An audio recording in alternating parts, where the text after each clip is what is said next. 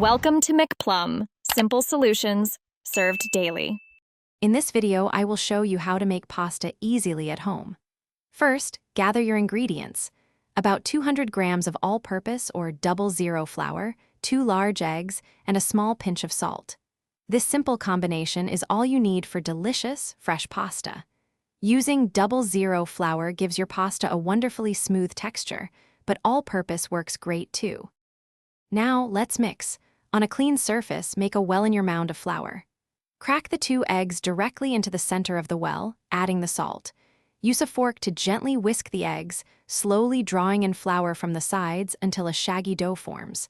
Then, knead the dough vigorously for about 8 to 10 minutes. This develops the gluten, making your pasta wonderfully pliable and smooth. After kneading, the dough needs a little rest.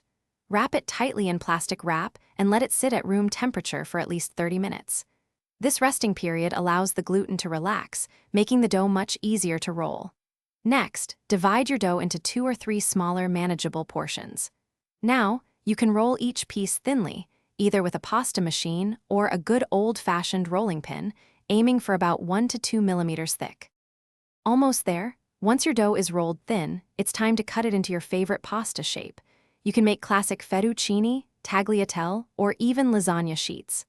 Lightly dust the cut pasta with a bit of semolina flour to prevent it from sticking together.